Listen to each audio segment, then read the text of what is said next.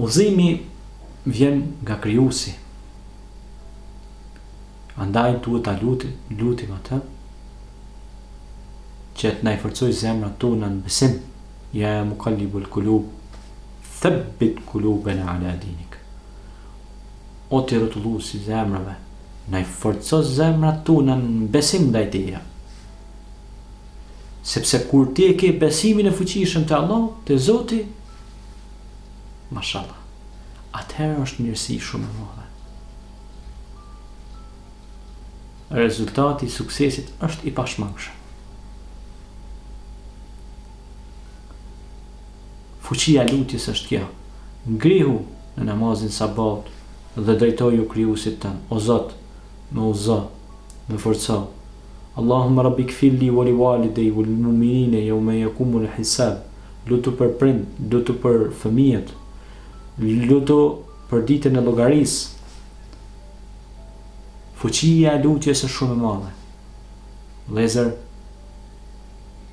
fuqia e lutjes është shumë e madhe.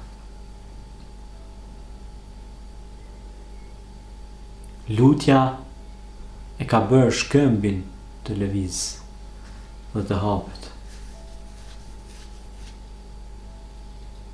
Lutja e ka bërë detin të ndahet për Musajin alayhis salam. Lutja e nxorri Yunusin nga barku i peshkit. Çfarë pret? Çfarë po presim ne? Pse nuk lutemi ne vazhdimisht? Mëngjes dhe mbrëmje lutë Zotin tënd. Lutë Krijuesin tënd të jap shëndet. Lutë Krijuesin tënd të jap begati. Lutë Krijuesin tënd të jap largpamësi. Lutë Krijuesin tënd për qytetin tënd, për fshatin tënd që të bëhet mirë.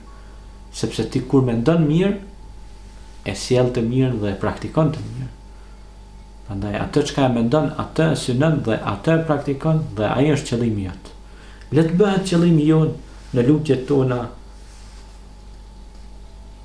mirësi, begati, zhvillim dhe vetëm zhvillim. أقول قولي هذا واستغفر الله لي ولكم فاستغفروه إنه هو الغفور الرحيم. والسلام عليكم ورحمة الله تعالى وبركاته.